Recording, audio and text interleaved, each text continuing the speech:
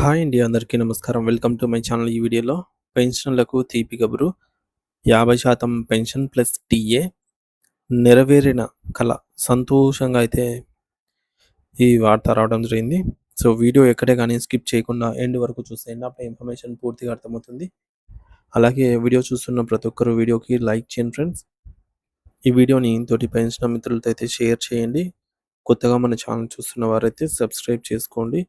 Subscribe చేసుకోవడం వల్ల నేను చేసే ప్రతి ఒక్క వీడియో మీ వరకు రీచ్ అవుతుంది. ఇక ఆలస్యం చేయకుండా వివరాల్లోకైతే వెళ్ళిపోదాము.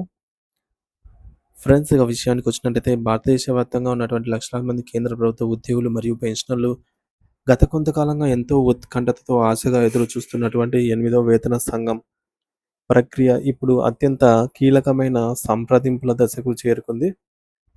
సాధారణంగా ప్రభుత్వాలు ఏదైనా నిర్ణయం తీసుకునే ముందు క్షేత్రస్థాయిలో ఉన్నటువంటి పరిస్థితులను అర్థం చేసుకోవటానికి ఈ సంప్రదింపులు జరుపుతాయి. ఇందులో భాగంగానే దేశవ్యాప్తంగా ఉన్నటువంటి వివిధ ఉద్యోగ సంఘాలు, ప్రతినిధులు మరియు ఇతర స్టేక్ హోల్డర్స్‌తో ముఖాముఖి చర్చలు జరపడం ద్వారా వారి యొక్క అసలైన డిమాండ్‌లు ఏమిటనేది, వారి ఆర్థిక అంచనాలు ఎలా ఉన్నాయి అనే విషయాలను కమిషన్ క్షుణ్ణంగా అంచనా వేస్తుంది. మరి ఈ క్రమంలో గత కొన్ని నెలలుగా చోటు చేసుకుంటున్నటువంటి 5 ప్రధాన పరిణామాలు మరియు రాబోయే కాలానికి సంబంధించిన షెడ్యూల్ వివరాలను మనం అత్యంత వివరంగా పరిశీలిద్దాము.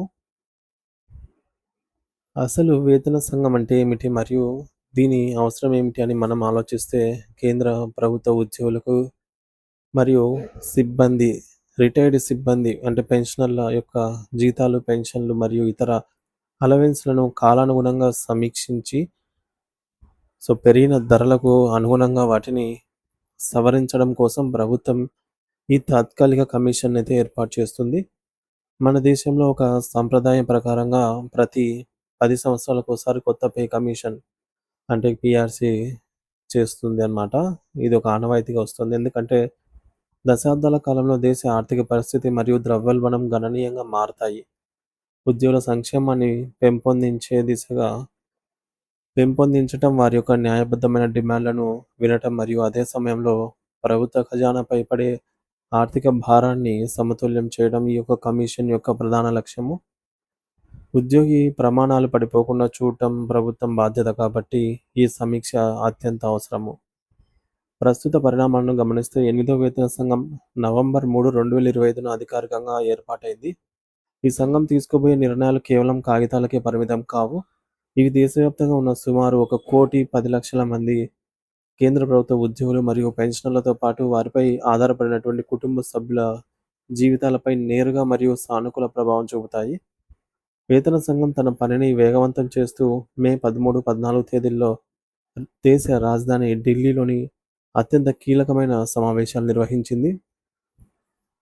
ఈ సమావేశాల్లో ప్రధానంగా దేశ రక్షణ వ్యవస్థ, డిఫెన్స్ మరియు అతిపెద్ద రవాణా వ్యవస్థ అయినటువంటి రైల్వేస్ యూనియన్లతో కమిషన్ సభ్యులు లోతైన చర్చలు జరిపారు. ఉద్యోగుల వేతన సవరణ ఎంత ఉండాలి, ఇంటి అద్దె భత్యం హెచ్ఆర్ఏ మరియు ఇతర అలవెన్స్‌లు ఎలా పెంచాలి, పెన్షన్‌లలో మార్పులు ఎలా ఉండాలనే అంశాలపై ప్రాథమిక అంచనాలను యూనియన్లు కమిషన్ ముందుంచాయి. ఉద్యోగ సంఘాలకు మరియు నిపుణులకు మరింత వెసులుబాటు కల్పించే ఉద్దేశంతో కమిషన్ ఈ యొక్క మెమోరాండం సమర్పణను గడువును పొడిగించడం ఒక పెద్ద ఊరటనిచ్చే అంశము. తాజా అధికారిక ప్రకటన ప్రకారంగా తమ డిమాండ్లు మరియు విశ్లేషణతో కూడినటువంటి నివేదికను సమర్పించడానికి గడువును మే 31, 2026 వరకు పొడిగిస్తూ ప్రభుత్వం నిర్ణయం తీసుకుంది. మరి దీనివల్ల వివిధ సంఘాలకు తమ డిమాండ్లను కేవలం పైపైన కాకుండా ఆర్థిక గణాంకాలతో సహా మరింత లోతుగా విశ్లేషించి పక్కా నివేదికలను సిద్ధం చేయడానికి తగినంత అదనపు సమయం అయితే లభించినట్లయింది. అయితే క్షేత్రస్థాయిలో ఉద్యోగులు ఎదుర్కొంటున్న ఇబ్బందులను డేటా రూపంలో కమిషన్ ముందుంచడానికి ఇది ఒక మంచి అవకాశము. కేవలం కార్యాలయాల్లో కూర్చొని కాకుండా దేశవ్యాప్తంగా ఉన్నటువంటి అసలైన పరిస్థితులను స్వయంగా అంచనా వేయడానికి కమిషన్ వివిధ ప్రాంతాల్లో పర్యటించాలని నిర్ణయించుకుంది. ఇందులో భాగంగానే మే 18 మరియు 19 తేదీల్లో కమిషన్ బృందం హైదరాబాద్ మహానగరంలో పర్యటించనుంది. మరి ఇక్కడ దక్షిణ భారతదేశానికి చెందినటువంటి వివిధ స్టేక్ హోల్డర్స్, ఉద్యోగ సంఘాల ప్రతినిధులతో కమిషన్ ముఖాముఖి మాట్లాడబోతోంది. అనంతరం జూన్ 1 నుండి జూన్ 4 తేదీ మధ్య జమ్మూ కాశ్మీర్ ప్రాంతంలో, అలాగే జూన్ 8న లదాఖ్ వంటి మారుమూల మరియు వ్యూహాత్మక ప్రాంతాల్లో పర్యటించి అక్కడి ఉద్యోగుల కష్టసుఖాలను తెలుసుకోనుంది. సో మరి ఈ పర్యటనల నుండి వివిధ భౌగోళిక ప్రాంతాలలో పనిచేసే ఉద్యోగుల జీవన వ్యయాల్లో ఉన్నటువంటి వ్యత్యాసాలను కమిషన్ అయితే అర్థం చేసుకుంటుంది. ఉద్యోగులందరికీ దృష్టి ఉద్యోగులందరి దృష్టి ప్రస్తుతం ఫిట్మెంట్ ఫ్యాక్టర్ పైనే కేంద్రీకృతమైంది.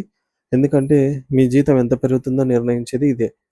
గత ఏడాది వేతన సంఘం సమయంలో ప్రభుత్వం 2.57 ఫిట్మెంట్ ఫ్యాక్టర్ని అయితే వర్తింపజేసింది. దీనివల్ల కనీస వేతనం పెరిగింది. అయితే ఈసారి అది ఎంత ఉంటుంది అనే దానిపై ఇంకా అధికారిక స్పష్టత అయితే రానప్పటికీ ప్రస్తుత ధరల పెరుగుదలను దృష్టిలో ఉంచుకొని దీనిని గణనీయంగా పెంచాలి అని ఉద్యోగ సంఘాలు పట్టుబడుతున్నాయి. మరి జీతాలు, పెన్షన్లు మరియు అలవెన్స్ల విషయంలో ఎలాంటి అపోహలకు లోను కాకుండా అధికారిక సమాచారం కోసం ఉద్యోగులు మరియు పెన్షనర్లు ఎప్పటికప్పుడు కమిషన్ యొక్క అధికారిక వెబ్సైట్ను పరిశీలిస్తూ ఉండాలని నిపుణులు సూచిస్తూ ఉన్నారు.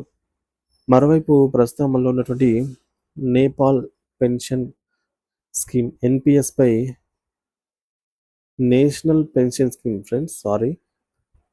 ఇది ఎన్పిఎస్ నేషనల్ పెన్షన్ సిస్టమ్ పై ఉద్యోగుల్లో తీవ్రమైన ఆందోళనలు వ్యక్తమవుతున్నాయి. So all India NPS employees federation AINPSEF ఈ ఆందోళనను కమిషన్ దృష్టికి గట్టిగా తీసుకెళ్తోంది.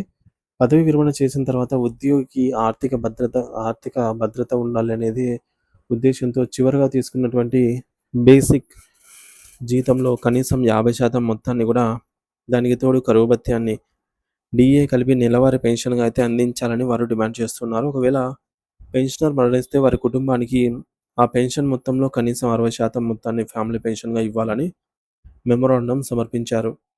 ఎన్పిఎస్ కింద చేరినటువంటి ఉద్యోగులు 2030 సంవత్సరం నుండి పెద్ద సంఖ్యలో రిటైర్ కాబోతున్నారు. అయితే ప్రస్తుత మార్కెట్ ఒడిదుడుకుల వల్ల వారికి వచ్చే పెన్షన్ చాలా తక్కువగా ఉండే ప్రమాదం ఉందని ఫెడరేషన్ హెచ్చరిస్తోంది.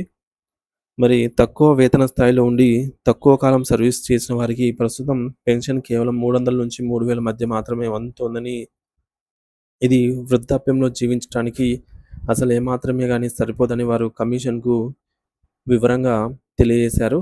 కాబట్టి 8వ వేతన సంఘం ఈ యొక్క పెన్షన్ వ్యవస్థపై ఒక శాశ్వత మరియు సానుకూల పరిష్కారాన్ని అయితే చూపుతుంది అని కోట్లాది మంది ఆశిస్తూ ఉన్నారు.